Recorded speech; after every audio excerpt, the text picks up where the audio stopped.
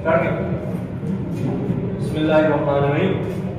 ये आज का पेपर है सीरीज 2023 प्रेसी और कंपोजिशन का पेपर है। इसमें ये करेक्शन आई हुई है, तो इंशाल्लाह हम इनको हल करने की कोशिश करेंगे। इसमें जो भी ग्रामेटिकल मिस्टेक्स हैं, सब्जेक्ट वर्ब एग्रीमेंट के वाले जितने भी मिस्टेक्स हैं उसको इंशाल्लाह हम देखते हैं और उसको हल करने की कोशिश करते हैं।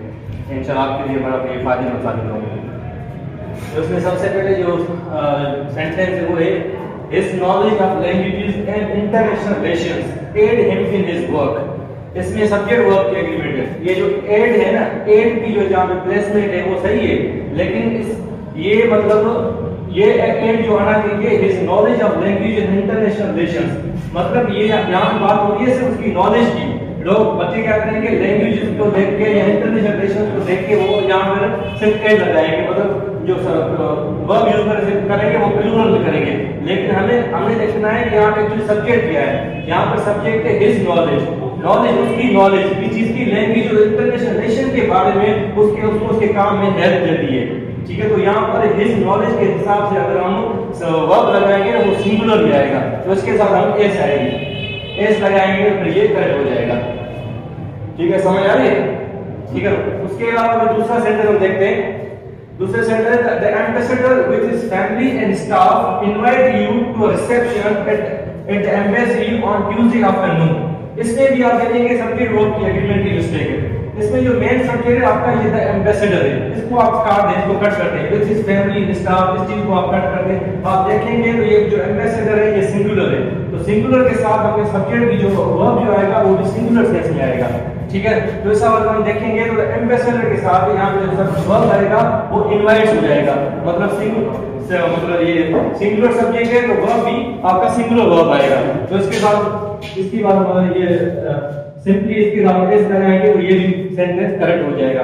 मतलब द एम्बेसडर, ये जो इंफॉर्मेशन दी हुई है विद हिज फैमिली स्टाफ, ये एक्स्ट्रा इंफॉर्मेशन है। ठीक है, इसको आप रहने दें। अब सिर्फ इसके साथ जो मतलब जो इसकी जो अरेंजमेंट है वर्ब की, मतलब अरेंजमेंट वर्ब की वो होगी इसके साथ एम्बेसडर के साथ, तो ये सिंगुलर में है तो ये भी आपको सिंगुलर में आएगा वर्ब। ठीक है, समझ आएगा ये? ठीक है, अब हम करते हैं तीसरा सेंटेंस। कह रहे हैं कि this year he will sit in the examination, in CS examination. बात हो रही है इसी साल की, इसी साल की बात हो रही है, तो हम इसी साल के हवाले से जो सब्जेक्ट और वर्ब एग्रीमेंट है वो प्लेस करेंगे। यहाँ पर हो रही है इसी साल की बात, और लेकिन यहाँ पे जो दूसरा जो पार्ट है सेंटेंस का वो फ्यूचर में उसको लेके जा रहा है। अगर ये दिस ईयर मतलब प्रेजेंट की बात हो रही है दिस ईयर, तो यहाँ पर ये जो सेंटेंस होगा वो भी प्रेजेंट फॉर्म में आएगा। तो क्या होगा, इसकी कंडीशन क्या होगी, this year he sits in the CS examination. अगर आप सिट्स की जगह पर अपीयर्स भी लगा सकते हैं, लेकिन सिट्स भी सही है। ठीक है, तो इसको आप ये जो विल लगा हुआ है वो आप काटेंगे तो ये आपका सेंटेंस सही हो जाएगा। सो दिस ईयर, इसी साल, he sits in the CS examination. अगर नेक्स्ट ईयर होगा, नेक्स्ट ईयर फिर हम लगाते ही विल सिट, लेकिन हम इसी साल की बात कर रहे हैं तो इस सेंस में जो सब्जेक्ट वर्ब एग्रीमेंट होगी वो होगी आपकी यहाँ पे मतलब क्या है, फर्स्ट फॉर्म आएगा सब्जेक्ट का, विल नहीं आएगी यहाँ पर। समझ आएगा ये काम? ठीक है, अब हम बात करें फोर्थ सेंटेंस की। Fourth sentence, the chief executive will let us know whether or not he can attend the meeting. इसमें हमें सेंटेंस में देखना है कि वेदर और की प्लेसमेंट। इसमें हम बात करेंगे दो सेंटेंसेस को, मतलब जो दो क्लासेस हैं उसको मिलाने की कोशिश करेंगे। ठीक है, इसमें दो क्लासेस हैं, एक ये ही कैन अटेंड द मीटिंग और नॉट, और नॉट अलग क्लास है, और नॉट। ठीक है, मतलब ये एक नॉट अलग क्लास है, उसके अलावा ही कैन अटेंड द मीटिंग ये एक अलग क्लास है। ठीक है ना, वेदर और ये दो वर्ड्स हैं और ये हमेशा दो क्लासेस के दरमियान में आते हैं। तो सबसे पहले हम इसको ठीक करेंगे, the chief executive will let us know weather he can attend the meeting और नॉट। मतलब इसकी जो करेक्शन हो जाएगी उसको मैं करेक्ट करके लिख रहा हूं।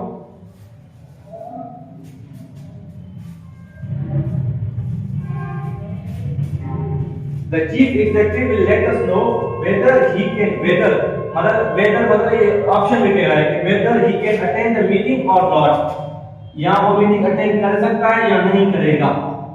ठीक है, अगर इसको और नॉट को अगर हम आगे भी लिख सकते हैं कि मतलब whether he can attend the meeting or he can not। ठीक है, लेकिन he can not हम लिखने की जरूरत नहीं है, इसमें ये नॉट में भी पूरा सेंस हमें आ जाएगा। ठीक है, तो इसकी करेक्शन होगी, the chief executive will let us know weather he can attend the meeting और नॉट। ही कैन हमें लिखने की जरूरत भी नहीं है यहाँ पर। ये समझ आएगा आपको सेंटेंस? ठीक है, वेदर और की जो प्लेसमेंट है उसमें मतलब हमें करेक्शन करनी पड़ेगी और ये सेंटेंस सही हो जाएगा। ठीक है, फिफ्थ सेंटेंस है weather he can when he came back from vacation, Aslam and me planned to look for another apartment. सबसे पहले यहाँ पे गलती है, देखें ये सेंटेंस आता है पास्ट में, ठीक है ना, एक सेंटेंस when के साथ शुरू हो रहा है और वो पास्ट में आ रहा है, और दूसरा जो सेंटेंस का जो मतलब इंडिपेंडेंट सेंटेंस है ये आपका डिपेंडेंट क्लॉज है और ये आपका इंडिपेंडेंट क्लॉज है, असलम के साथ शुरू हो रहा है। ठीक है ना, ये अगर पास्ट में है तो वो भी हम पास्ट में लगाएंगे, वो दूसरा जो पार्ट आएगा वो भी पास्ट में आएगा। ठीक है, कह रहा है कि when he came back from vacation, Aslam and me planned, ठीक है ना, इसमें planned आएगा, plan to look for another apartment। इसमें एक गलती, दूसरी गलती भी इसमें।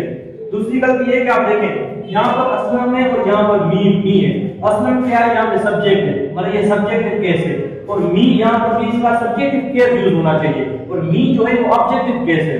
ठीक है, इसकी करेक्शन क्या होगी, असलम एंड आई। ठीक है, आई क्या है, सब्जेक्टिव केस है, तो मी की जगह पर हम आई लिखेंगे तो फिर ये पूरा जुमला सेंटेंस करेक्ट हो जाएगा। मतलब मी की जगह पर हम सिर्फ आई लिखना है और उसके अलावा यहाँ पर हमें प्लेन करना होगा, ताकि ये अगर पास में दूसरा पार्ट सेंटेंस का वो भी पास में हो जाए। ठीक हो गया।